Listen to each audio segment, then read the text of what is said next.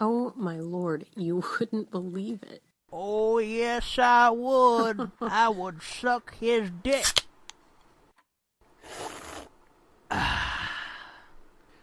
So what are you ladies discussing?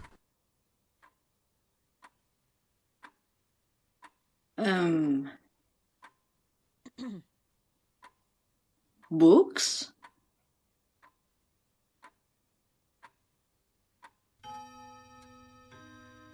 Welcome to the Nerd Blitz Book Club.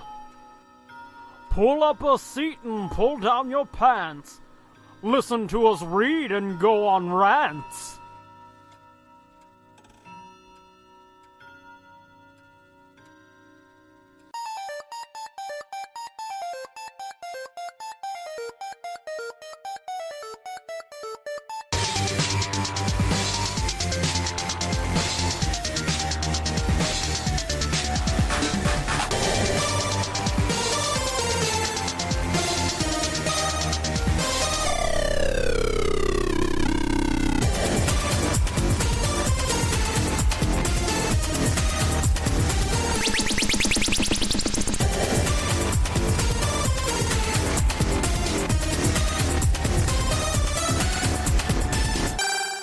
Hey gang, thanks for joining us this week for the Nerd Blitz Book Club. I'm Doom.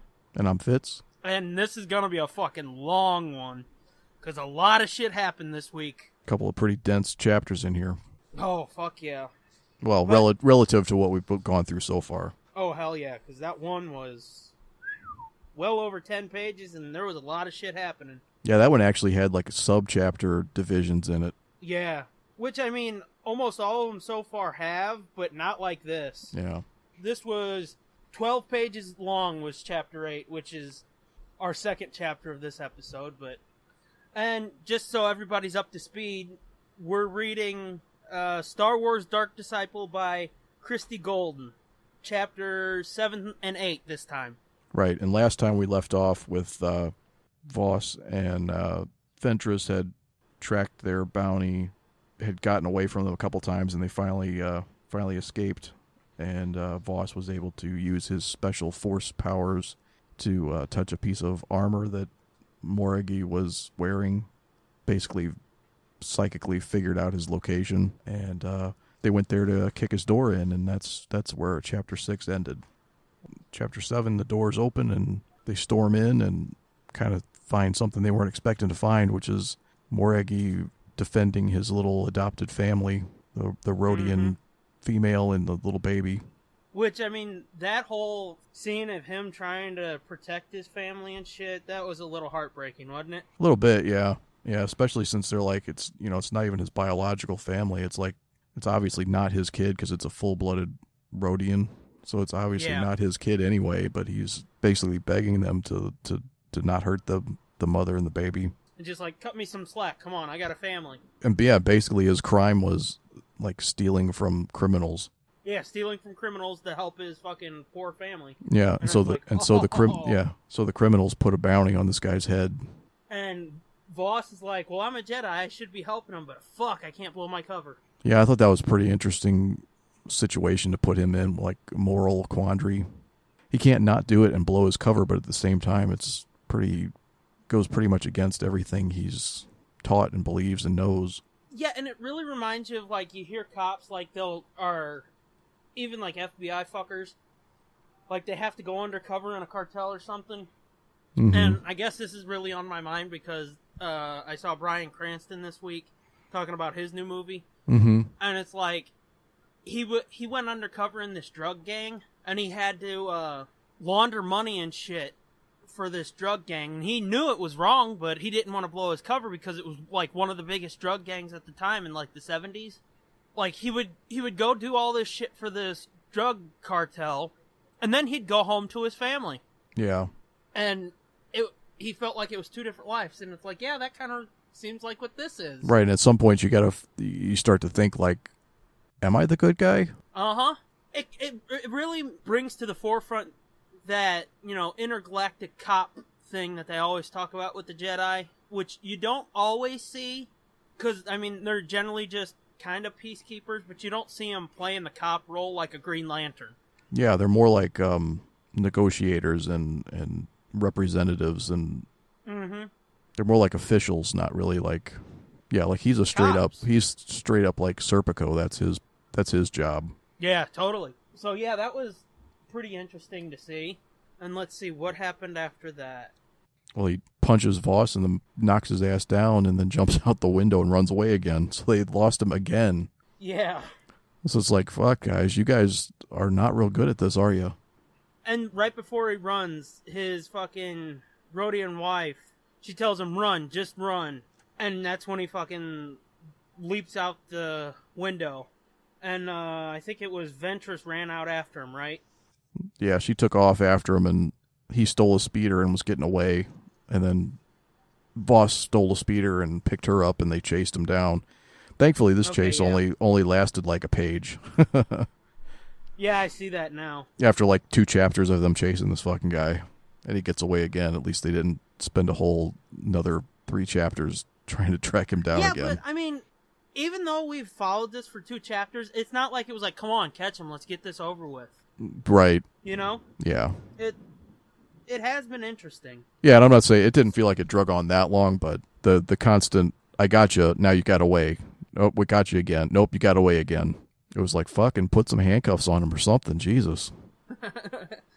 Well, see, it's kind of hard with a dude with 4 arms, you know? I guess so, yeah. When you're fucking only got 2, it's a little bit more to keep track of, isn't it? Yeah, the 4th arm always gets you, right? Isn't that what they said? Yeah, I think so. When they're fighting and they get cold cocked by the 4th hand that they couldn't defend against. And then as they catch him, he offers them triple what they're getting paid. Oh, right. Just to, you know, just to let him go so he can be with his family. And Ventress is like, bullshit, that ain't gonna cover my fee. And another thing that I've really dug about this is Ventress keeps, you know, talking about her fee and all that shit, and Voss keeps sliding in these little sly, like, our fee, reminding her, hey, we're a team, even though they're not officially a team. Right. In his mind, they're already a team. Yeah. And he keeps insinuating himself into. I thought that worked really well, too. Yeah. And eventually it works. He's fucking greased her up enough that he's able to get in. That's that power of suggestion, I guess. Reverse psychology. Not even reverse psychology, just straight up, I'm your partner. Yeah. So then they've caught the dude, and apparently they go in and cash in the bounty. We see Ventress's ship, which is the Banshee, and Voss mentions that obviously she's heard of the nickname that people have for her. Oh, right, because the other bounty hunters were calling her the Bald Banshee, so she named her. Exactly. She named her ship the Banshee. I was going to say, call back to what Boba Fett said. That's a nice little detail. Basically, he finally gets her to open up or let him, you know, take him on as part of her crew by just admitting that he's tired of being a lone bounty hunter, that he needs, you know, it would really work better with more than one person. As he's, you know, making the proposal, finally just laying it all on the line and basically saying, you know, I helped you a lot with that, even though he technically kind of fucked her over upon their first meeting. We go into her head. She's thinking about the Night Sisters and then her Jedi Master, what was it, Kay Narek? Yeah, Kai Narek or Key Narek, yeah. And then Mother Talzin and the Night Sisters and Dooku, and how she's never really had a true partner. It's always kind of been, you know, somebody's apprentice or underling or whatever. Right. She starts to think about all of her former like allies and friends and stuff, and it kind of not dawns on her, but you know, she finds it like a cruel joke that like everybody who was ever her friend or anything is all dead, and Dooku's the only one still alive.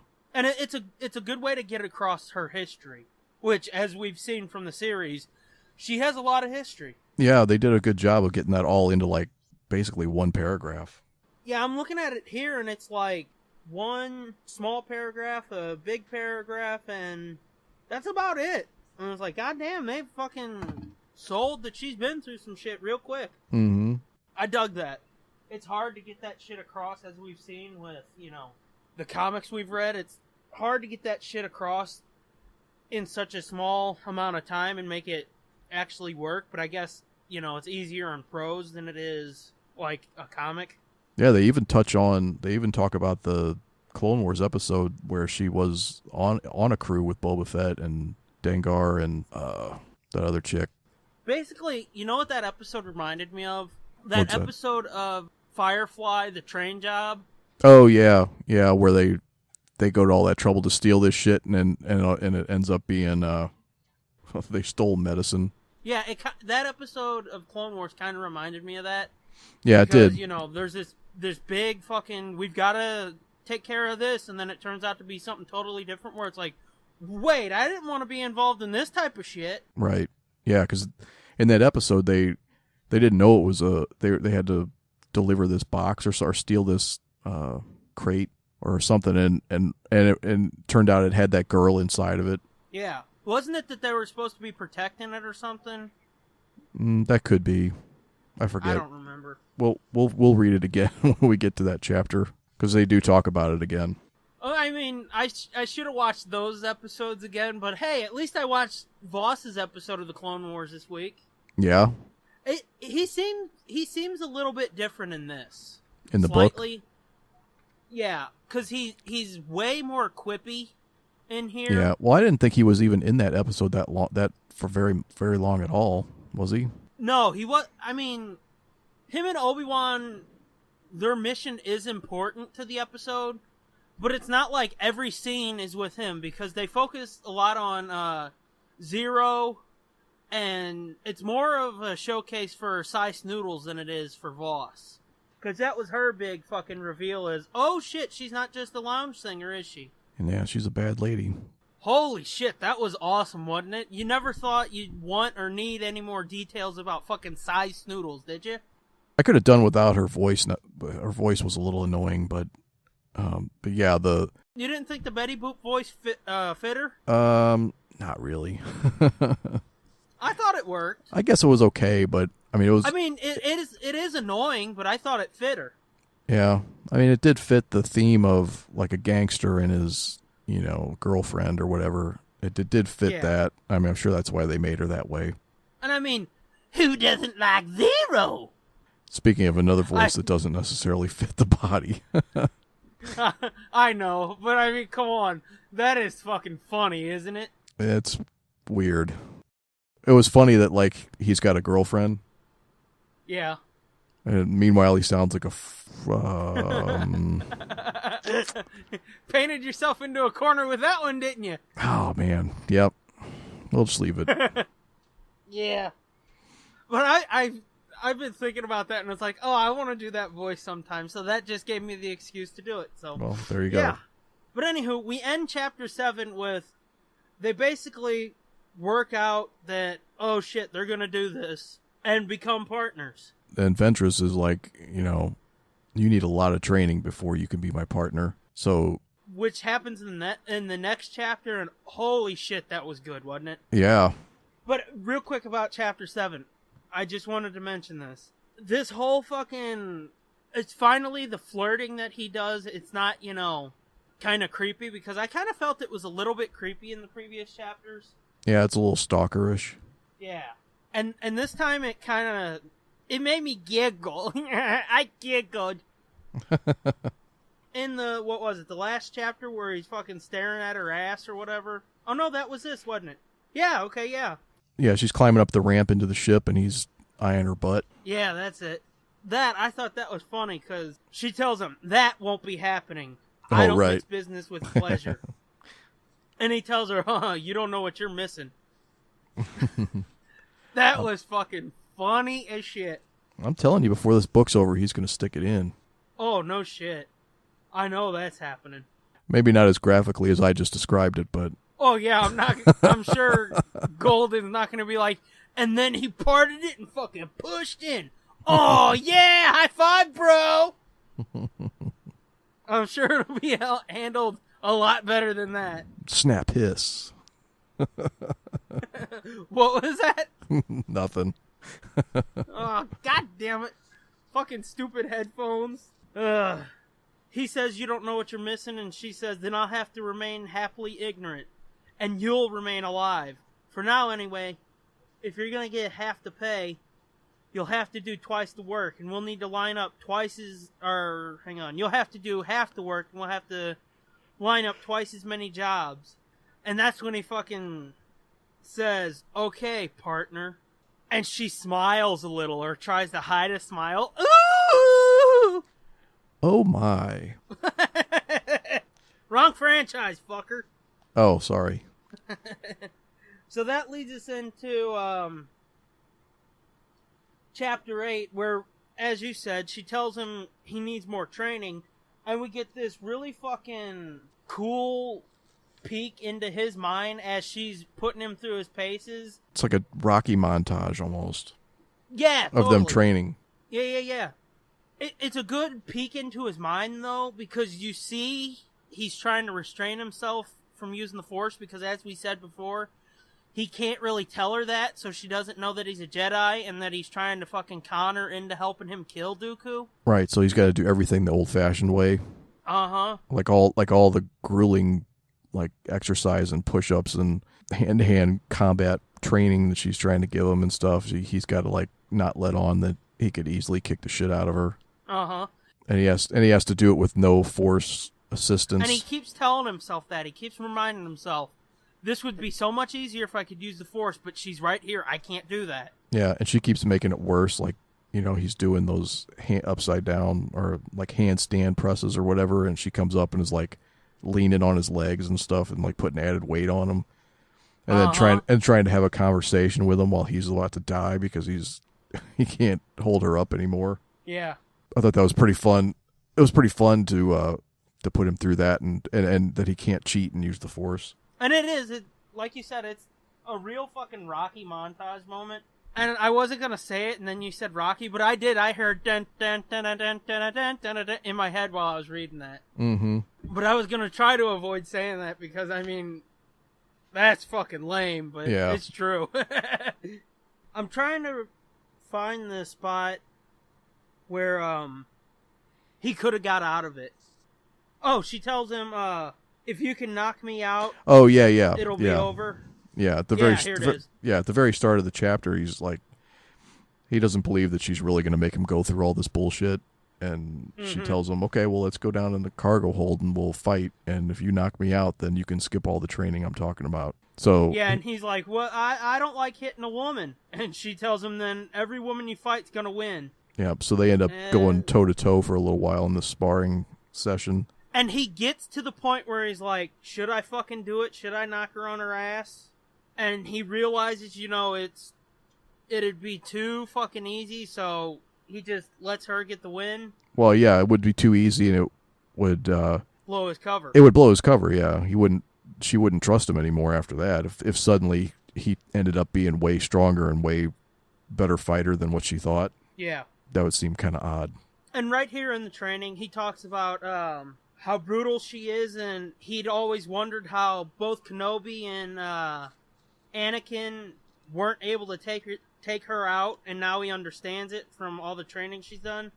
That's something I've always wondered about, how do the other Jedi feel about Obi-Wan and Anakin always fucking failing to get her, because they spent a lot of time in that series chasing after her. Yeah, or somehow involved with her shenanigans. Yeah. So it's okay, she's a villain. Everybody knows she's a villain. How do all the rest of the Jedi feel about, these two fucking bumbling it all the time?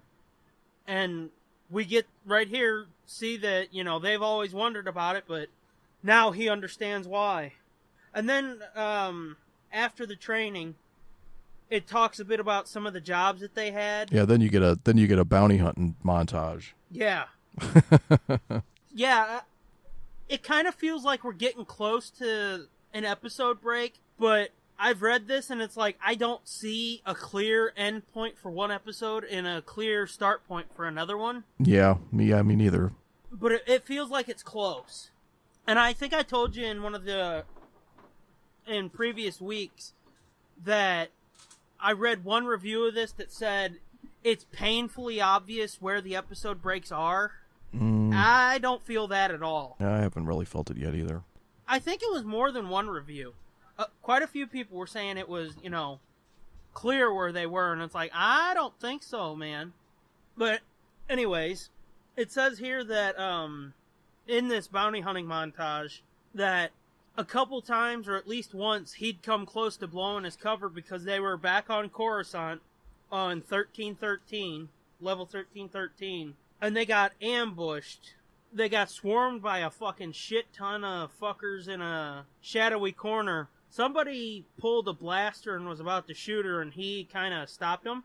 And Ventress almost, or sort of noticed it and kind of let it slide because they were in the middle of the shit. Yeah, he like force pushed the gun out of the guy's hand. Yeah. Luckily, before she could turn all the way around, he had gotten close enough. He had done it from a distance, and he was able to get close enough to the guy before she turned around that he told her he kicked it out of his hand, and she believed him. I don't remember if it's right here or if it's after, but coming up somewhere, do you remember that blood bone order that's mentioned?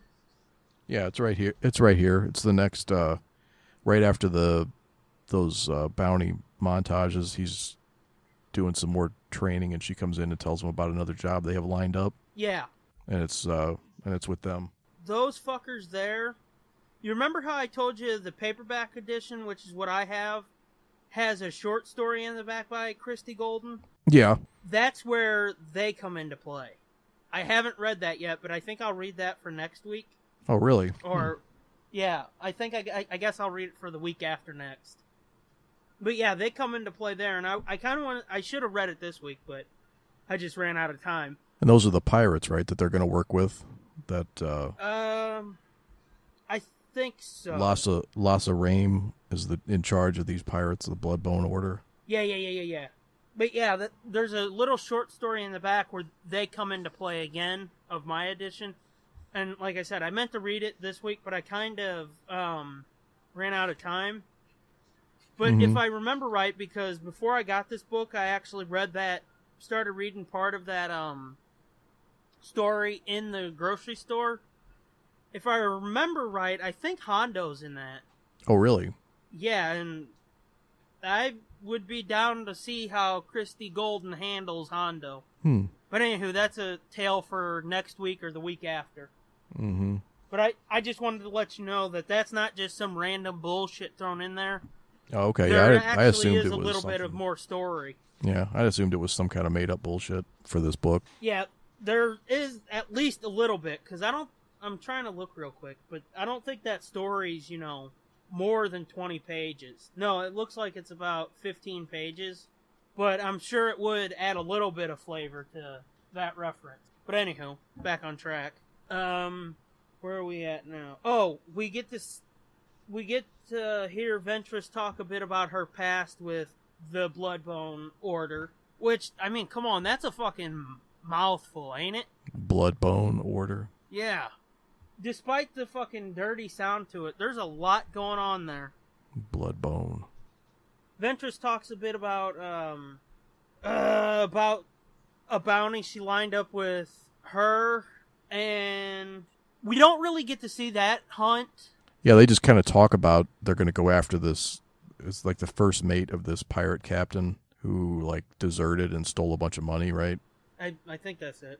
Yeah, because the pirates were they would steal ships, raid ships and stuff, and they said the first mate ran off and stole their next target, so it stole the next haul they were going to take and ran off with it. So then Voss and Ventress she's just telling him how they're going to go about catching this guy. And yeah, which that right there, her talking about how fucking seductive and shit she is. Mm-hmm. Was I the only one that felt a little unsettled by that? Ventress trying to be sexy. Yeah, it was kind of yeah. I don't look at Ventress and be like, ooh la la. It's like, ugh, fucking she-witch, back up. Yeah, but I'm guessing that she might look a little different now. You don't really get picture of it. I mean, you don't really get a picture of her, but I think isn't that white face? Isn't that makeup? Isn't she actually like a white person skin color? I don't know. I mean, I can't remember the episode where they showed her as a child. I thought she was gray, that gray ashy color that she is when Oh, she's was she? under Dooku. Okay. For some reason, I was thinking she was more like just not that color. Like that was was makeup put on, but I don't know. But she's got hair now, so maybe she doesn't look as scary. Yeah, I can see that from the cover, but it's still like. Yeah, she's got a tight body though. I guess, but fuck. Yeah. She's just creepy. Come on, man, you gotta nut up. I mean, come on. At what point did I ever fucking seem like I was, brave or anything? Fuck no. No, man. Just I can't go there. Voss might want to fucking go balls deep, but he's a Jedi. He's a braver man than I. Just put it like that. And you notice on the cover, she's got these weird like face tattoos and shit. Yeah, she has those in the Clone Wars. Oh yeah, she didn't she? Yeah, they just don't stand out like they do on that cover because it's like a contrasting silhouette with the tattoos. Yeah. Okay. Still, no, just no. Don't even go there. No, it's creepy. It's unsettling. I don't like it. No. Well, apparently this dude thought she was pretty hot because she didn't even have to get like super serious with it. She just flirted with him a little bit, and they bagged his ass in what did it say, 15 minutes? Yeah. But yeah, they don't really show you that. They just she tells Voss all the plan of she's going to do the sexy the sexy thing to try to bait this guy in, and it just says they got the mark in 15 minutes flat, and she didn't even have to use the full gambit, which again, that's her talking about, her different sexy seduction techniques. She has two modes or whatever. She's got the nod and wink, and then the full gambit. The full on gambit, sorry. Yeah. And it's like, I don't even want to know what the full on gambit is. She's like force jacks his dick, I guess. She just walks up, cups his balls, and she's like, "Hey, sailor!" Blech. She does that thing like when Qui-Gon puts Jar Jar to sleep. He just touches his shoulder and makes him calm down and go to sleep. She just touches the guy and makes him fucking nut in his pants. That's gross. Anyway, let's get back on track. Yeah. So then after they catch this guy, then the next thing is they're back in their ship, flying around the galaxy or whatever, and that's when Ventress gets some more alone time in her own head to think about her past and stuff. Yes, and she realizes that this is, the first relationship she's had that was even, isn't it? Yeah, she's realizing that like this partnership is actually working. It says right here, theirs was a relationship that was unique in her experience. Before, the roles of both parties had been clearly defined as master and servant. Sometimes with her Jedi Master and Dooku, she'd been the servant. And then they mention Savage and how he was her bitch. Right, because she had him as an apprentice for a while, kind of. To train him up to turn on Dooku. To kill Dooku, that didn't work. Nope, that did not work. Not one bit. She's thinking about how Voss isn't all that serious, and that this is the first time dealing with him is the first time she can remember laughing since she was with her Jedi Master. Right, as a little child. And like right here, you can totally see the bond forming between them, and you see a new side of Ventress, which even with seeing the new side and she's starting to soften up, no, I wouldn't do it. And you can't make me. She could make you, though. No, I ain't taking that plunge. Fuck no. This is the pussy you're looking for. Oh, good lord. Because you're definitely weak-minded, right? I am? That was a joke. It's true, though. I was setting myself up for a big self-slap. And not like the hot kind. Oh. Let's just fucking get away from that. We're supposed to be talking about Star Wars, not fucking self-pleasure. Well, now you went and made it sound gross. Oh, I did? Yeah. Like you haven't for the last fucking half hour? Yeah, you don't have a reply to that, do you, Mr. Smartass? No. You're probably right. I'm trying to get back on track desperately. Well, but basically after all this thinking and feeling good about this relationship and stuff, the bottom line is she knows it's not going to last because none of her relationships ever last. Yeah. Which is kind of like a bummer. Like, oh, poor Ventress. Could never find love. They crack open some whiskey they got from, what was her fucking name again? Oh, the pirate captain.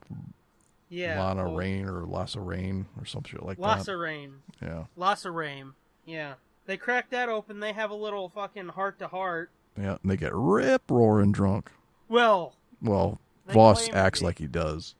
Which, as they're getting shit-faced and talking about their pasts and shit, Voss comes to like a really kind of sad conclusion that he doesn't really have much of a story besides, I'm a Jedi. Yeah, I was surprised by that. You can sort of feel like a disillusioned existential crisis coming, can't you? Yeah, I think maybe so. I'm thinking we may find out in this book like what happens to him. Well, I mean, remember in episode 3 he is mentioned. Yeah. But wow, it sounds like something's gonna happen. Oh yeah, that's true. This is before episode 3, right? So he is in that. Okay.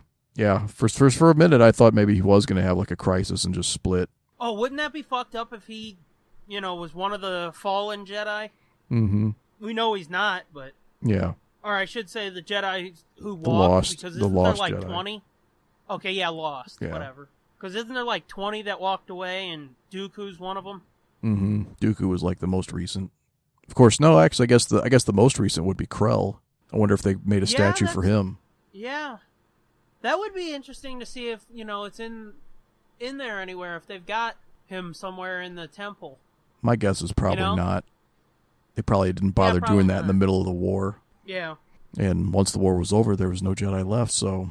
Which, let's talk about that for just a second. Krell, wasn't he a fucking dickhead? He was a dickhead. I did not like that arc really at all of the Clone Wars. Yeah. I mean, I guess it was okay, but that was one of those ones that just went on and on and on and on. And every week it was like, the fuck is wrong with this guy? Why are these clones following this guy's orders? Uh-huh. And I didn't have to watch it over weeks like you did. If I did, that would have been fucking maddening. Oh, yeah, you watched it all straight through, right? So it probably, yeah, because it was like, wait a week, and then it's like, well, this is like the same fucking episode that just happened. He sends him into something to try to get him killed, and then It was weird to watch the episodes because it was like, okay, he's an asshole, and then at the end of this episode, they come to an understanding with the clones. Then at the beginning of the next episode, he's like, fuck you, you dirty clones! And it's like, wait a minute. What happened to last week where he came to a sort of understanding with them and they were all cool? Mm-hmm. And then the same shit happened again, but it was in a slightly different location. It's like, we could have cut this down an episode or two. Yeah. But turns out he's fucking working for the Separatists, or he's a Separatist sympathizer, and it's like, what? Like the that, fuck? that I thought was interesting. Like, that one of the Jedis, one of the generals, would turn and be like seduced by. I don't even think he was seduced by anybody. I think he just kind of he like self-radicalized or something and turned kind of dark.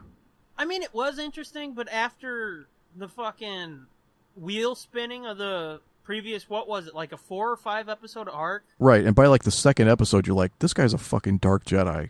Why is nobody seeing that this guy is fucked up? He's doing this on purpose. And it's just like, what the fuck? Come on, let's get through this shit, can we? I think I've only watched those episodes once or twice.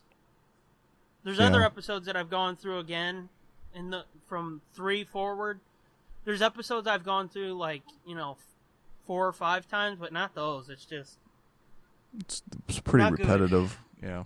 But yeah, they're getting shit-faced and talking about their histories, and Voss has kind of come to the conclusion he doesn't really have anything to say other than I was a Jedi, which he can't say that. Right. She asks him what his story is, and he just thinks about it for a second and has the realization of like, I don't have a story. You know, he was basically born into the Jedi Temple and raised as a Jedi, and that's about it. Like, he has no real, you know, life experience or whatever to speak of outside of the stuff he's done with the Jedi. But he says, like, I've done things and seen things. Things have happened to me, but I don't think I have a story. He doesn't have the fucking history of being a Jedi, then getting kicked out of the Jedi, or whatever the fuck happened with her, abandoning the Jedi or whatever. Mm-hmm. And then the fucking Night Sisters and Dooku and all that shit. He ain't got nothing like that. He's got, I was undercover once for the Jedi. Then I was undercover again. And then one time I hung out with Obi-Wan and we chased down Cad Bane. There's nothing real fucking solid for him to stand on. And then he goes back to his quarters and kind of thinks it over again. And this is what really fucking hit me, is like, yeah, he's probably going to have a bit of a crisis coming up. Mm-hmm. Because he's thinking about, I think he said, yeah, he thinks about the words he'd said to her. What's worse? Hang on. What's worse, to have unhappy stories or to have no stories at all? And it says, Voss had no answer. And it's like, well, fuck. Yeah, he's going to be going through some shit, ain't he? Yeah, I'm not sure where they're going to go with it exactly, but yeah, he's dealing with some heavy shit. Mm-hmm. All of a sudden. And that's the end of chapter 8, I believe, isn't it? Right. Was there anything we left out of that chapter? I don't think so. He asked her about her lightsaber when they're drinking. In which did we say? Yeah. Did we say this was all a ruse? Like, he kept slamming those shots and acting like he kept getting drunker and drunker, but it was really he was just playing possum, so that he could try to trick her into, or like get her to spill the beans on something that, you know, because he's drunk. Yeah. But yeah, they talk. Yeah. He asked her about her lightsaber, and she says she got it on the black market. And then he tries to get her to tell him who trained her, and she's like, you know, it's just a sword. I can use a sword. Yeah. So she was having none of his little play acting. Yeah, and it's gonna be interesting to see later on where that kind of breaks down, and see if he actually does admit to her he knows what she is or who she was, and admits to her that he is a Jedi. Oh, I bet he does. It's gonna have to happen. I bet he does. And in the next chapter, you're gonna see that he's starting to question, like, how much longer can I lie to her? Like, he's built this trust with her and this relationship, and and yet he has to lie to her constantly. So I think he is gonna change the parameters of the mission. Yeah, I mean, it won't be a huge surprise, but it'll be interesting to see her reaction to it. Right. So, anything else we need to say about these two chapters? No, I think that was pretty much it. Which I sort of remembered chapter 8, you know, I felt like it was going to be I felt like it was a lot meatier, but I mean, it was mostly just coloring in her backstory and shit. Both of these chapters, really. Yeah, well, it was, chapter 8 really was like the solidification of their partnership and like showing them get closer. Yeah. And working better as a team, and some time has passed, and it shows you that they're starting to form a bond. Right. As I've said, I think I've said every episode so far, I'm still wanting to read more. I'm ready to see where it's going. Yeah, me too. And what more really can you ask from a book? Nothing, I guess, right? Yeah. I didn't think it needed that much contemplation. Oh, I've been drinking in the sun all day. Oh, what the fuck, man? Why do you fucking bake your brain before we record? It's more fun that way. Oh, is it really though? No, it wasn't. It wasn't all day. Okay. Now let's get to our thank yous. First of all, always thanks go to @JSarge for the intro that we use for both this and the main show. I mean, we're like, almost 20 times we've used it now. Still fucking works, man. Yeah. He's got a podcast, again, can't forget that. Jeff Knows Nothing, Jeff with one F, right? It's on SoundCloud, or, again, I think it's I think he's got a site for it, jeffknowsnothing.blogspot.com. Mm-hmm. And then, again, for our logo, thanks go to @SherrySays. Yep. It's fucking pretty cool. Yeah. Right now you can get it on merchandise at redbubble.com. Which there's all kinds of merch there. Yeah, coffee mugs, t-shirts, stickers. Well, I mean, not just that. We've got the main show logo, then we've got catchphrase merchandise. Anywho. Shirts and mugs and whatnot. And then let's see what else. That was quote-unquote designed by me. Yeah. If you can call that designing. So yeah, thanks to Sherry for that. And then thanks to the two ladies that are really ladies who helped with the intro at Batcat37 and at TESD Groupie. Yeah, they did a great job. Until next week. Bookmark it. This has been a feature of JJ2E Media and TSDJA Productions.